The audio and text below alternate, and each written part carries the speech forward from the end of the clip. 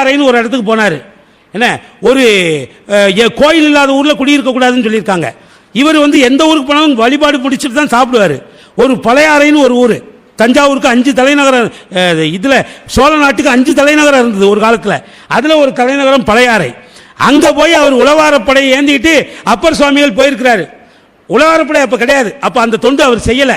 பழையாறைக்கு போயிருக்காரு, சுற்றி சுற்றி வந்தார், எங்கேயும் கோயிலை காணோம். ஐயோ, கோயிலை போய் சாமி வழிபாடு பண்ணிட்டு தானே நம்ம சாப்பிட போவோம், இங்கே சாமியவே காணுமே, கோயிலையே காணுமே அப்படின்னு சொல்லி ஒரு குப்பை மாடு கிடந்தது, அது மேலே உட்காந்துக்கிட்டு என்னடா பண்ணான்னு யோசிச்சுட்டு இருந்தார். அப்போ தெருவழியாக ஒருத்தர் போனார், அந்த ஊருக்காரரு. அவரை கூப்பிட்டு ஏன் அந்த ஊரில் சிவன் கோயிலே கிடையாதான்னாரு. ஏன் இல்லை, நீங்கள் அது மேலே தான் உட்காந்துருக்கீங்கன்னா.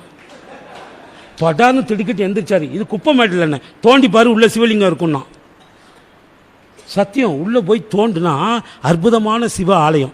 பக்கத்தில் இருந்த சமணர் பள்ளிகளில் சாப்பிட்டு அந்த குப்பைகளை எல்லாம் போட்டு அந்த ஊர் சிவங்கோயிலையும் முடிவிட்டாங்க. அன்னைக்கு தான் உழவாரத்தை கையில்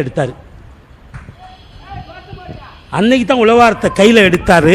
தென்கடம்பை திருக்கர கோயிலான்